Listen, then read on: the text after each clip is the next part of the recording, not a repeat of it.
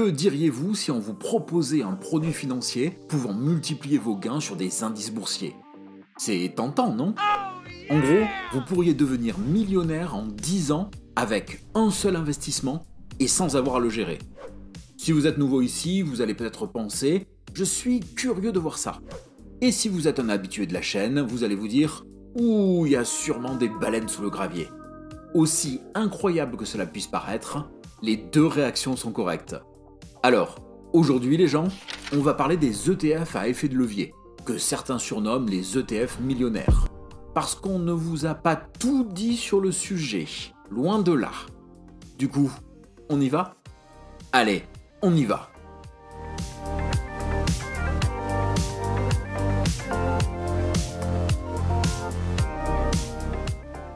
Bonjour à tous, et bienvenue sur 1, 2, 3 Richesse, la chaîne qui vous apprend à investir même si vous avez peu de moyens, et même si vous n'y connaissez rien. Je suis La Voix, et avec mon partenaire et néanmoins complice, Le Cube. Bonjour à toutes et tous. Nous allons commencer cet épisode par une petite synthèse technique.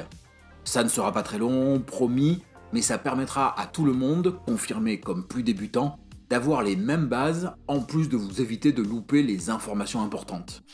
Et on commence par un rappel sur les ETF. Le Cube, à toi. J'aime bien les définitions.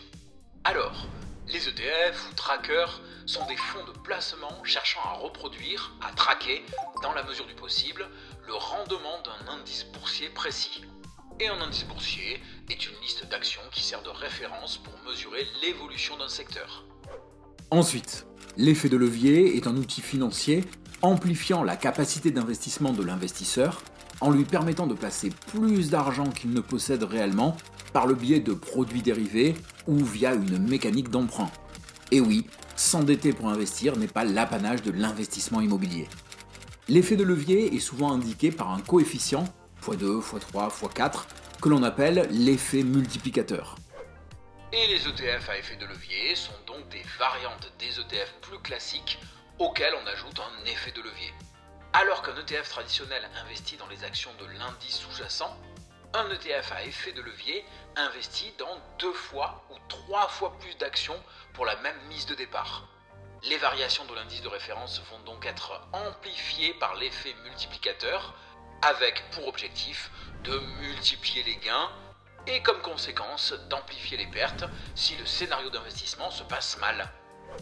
Et naturellement, à ce stade, vous allez sûrement penser que si l'indice S&P 500 fait plus 10%, alors un ETF à levier x2 fera 20%. Sauf qu'en fait, non. Et ça, c'est dû à la première subtilité de ce type de produit, le bêta slippage. Mais si vous découvrez la chaîne, commencez par vous abonner. Enfin, ça c'est si vous voulez vraiment nous suivre et ainsi apprendre à investir vidéo après vidéo sans manquer un seul épisode. Lorsqu'on regarde sur les internets les interventions passionnées des gourous du web, on peut effectivement penser que l'effet multiplicateur s'applique sur les rendements annuels. Et si c'était le cas, les indices ayant à très long terme une tendance haussière, les ETF à levier seraient vraiment des outils magiques pour la croissance de votre portefeuille. Sauf qu'en fait, ce sera la variation quotidienne de l'indice qui sera multipliée, c'est-à-dire sa tendance à très court terme. Et là, vous allez dire, d'accord, mais pourquoi faire ça? Eh bien, c'est tout simplement lié au fonctionnement d'un ETF à levier. En effet, l'organisme financier va devoir s'endetter chaque jour pour pouvoir investir et obtenir son effet multiplicateur. À la clôture de la bourse, le fonds va solder sa position, comme le font les traders professionnels, rembourser sa dette, puis recommencer le lendemain. Lorsque le marché monte, l'emprunt augmente afin de conserver le niveau de l'effet de levier, et lorsque le marché baisse, l'emprunt est diminué pour les mêmes raisons.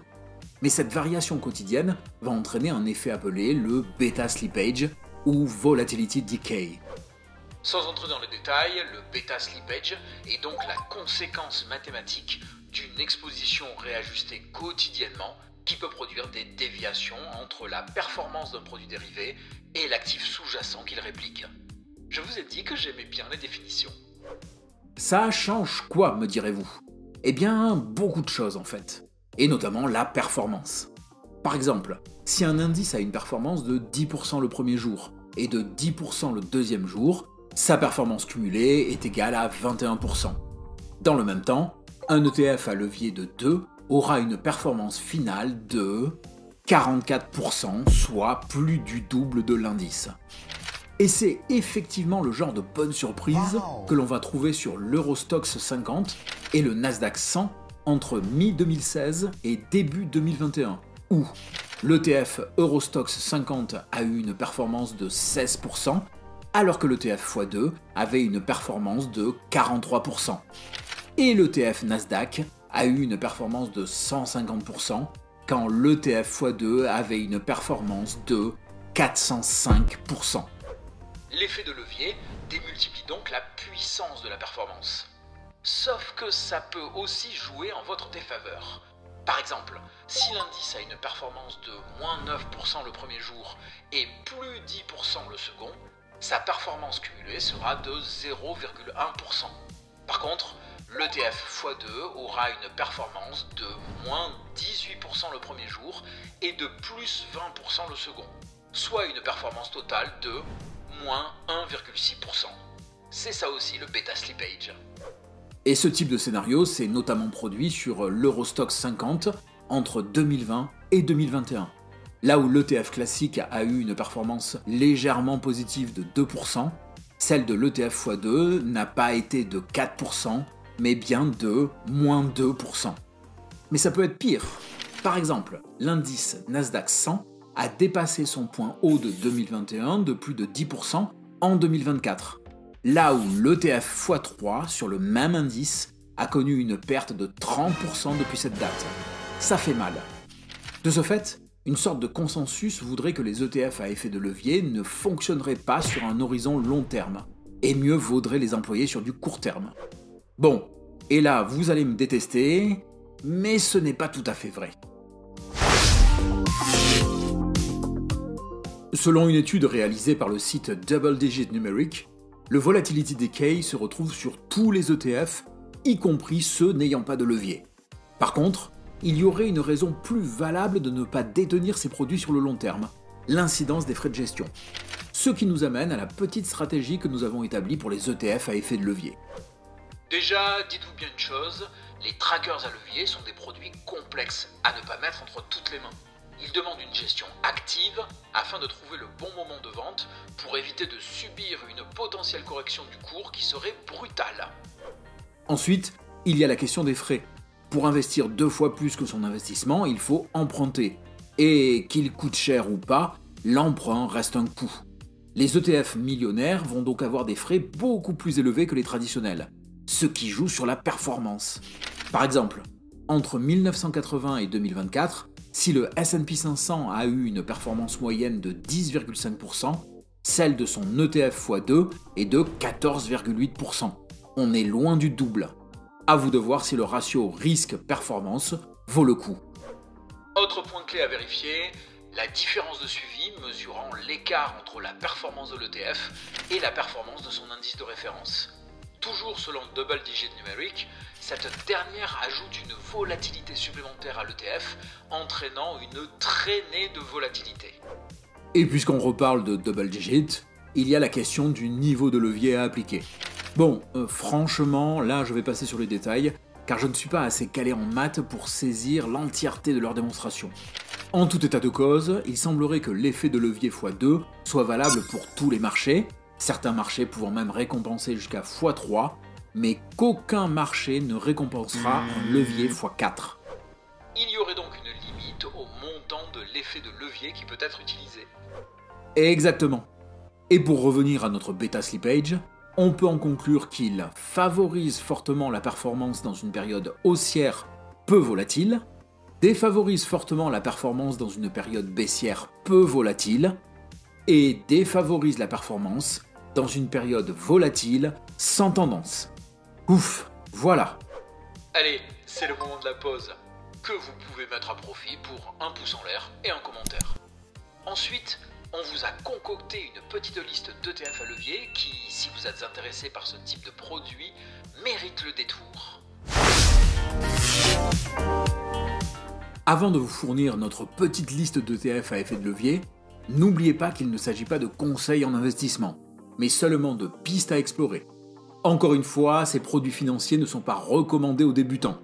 Et même si vous êtes plus expérimenté, soyez conscient des risques et évitez de réagir sur le coup des émotions. Les ETF à effet de levier sont facilement identifiables par la dénomination leveraged que l'on retrouve dans leur appellation, d'ailleurs souvent suivie par l'effet multiplicateur. Nous vous en proposons 4 couvrant des grands indices classiques et accessibles en PEA. Commençons avec le Leverage MSCI USA, qui suit la performance des segments de grande et moyenne capitalisation du marché des États-Unis. C'est de loin celui ayant eu la meilleure performance en 2024. Mais n'oubliez pas, performance un jour ne veut pas dire performance toujours. Enchaînons avec l'indice du secteur technologique par excellence, le Nasdaq. Bon, c'est aussi l'ETF avec les frais les plus élevés, 0,60%. Mais si vous désirez des coûts moins importants, vous pouvez vous tourner vers l'Europe avec l'Eurostoxx 50, regroupant les 50 plus grosses capitalisations de la zone euro. Par contre, on n'est plus dans la même catégorie de performance, bien sûr.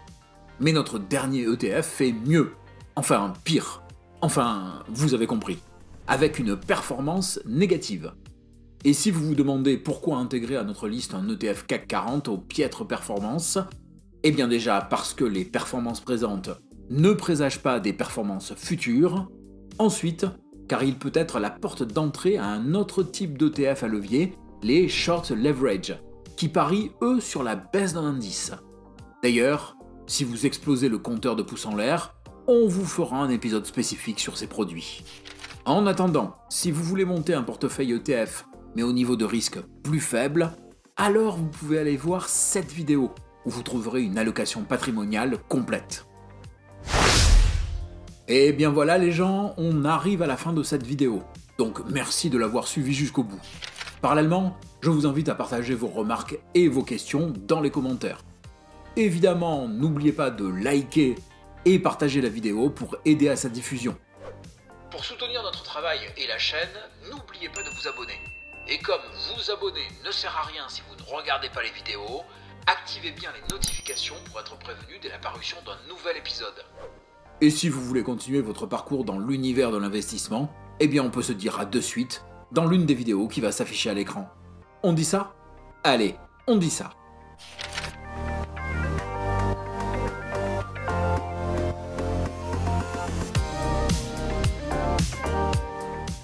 Si tu multiplies les effets de levier, tu peux créer un effet domino, non ? Exactement. Et si tu multiplies les pertes, ça entraîne un effet de massue. Retour à l'envoyeur, effet boomerang quoi. Le miracle des effets spéciaux.